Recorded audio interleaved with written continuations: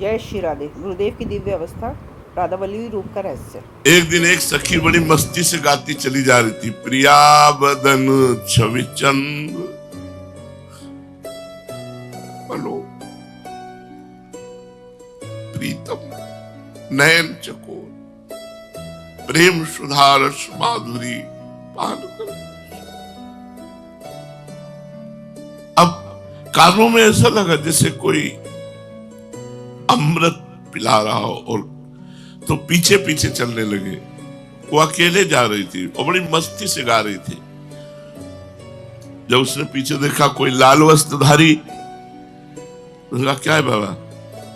तो चेहरा देखते ही, आंसू देखते ही समझ गई कि भाव में है। तो हमका सखी है, हमको ग्रंथ ला के देगी। किस ग्रंथ से आप गा रही थी? तो वो बोले वो बाबा ये ग्रंथ पढ़ने से बात नहीं बनती, राधा वल्लभ जी का होने से बात बनती है। तो हमने कहा हमें तो पता नहीं कैसे राधा वल्लभ जी के हुआ जाता है। देखो हम बच्चे थे कि हम इस संप्रदाय में।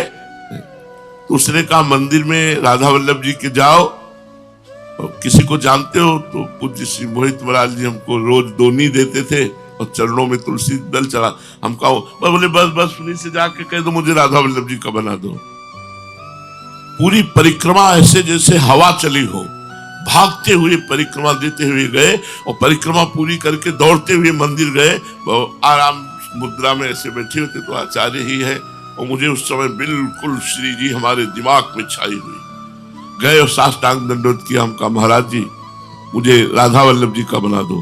तो आनंद गोस्वामी जी ऐसे ताली बजाए, हाथ से बोले बाबा मुझे पता था फंसेगा, मुझे पता था तू फंसेगा, क्योंकि जब तू राधा वल्लभ लाल जी को देखता था तो ऐसा लगता था ये फंसेगा बाबा फंसेगा।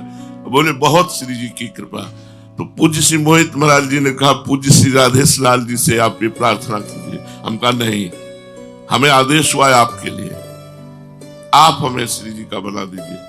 जय जय श्री राधेश लाल जी भी विराजमान थे। उन्होंने कहा कि अरे अब देर क्यों, श्री जी का आदेश है, चलो शुरू।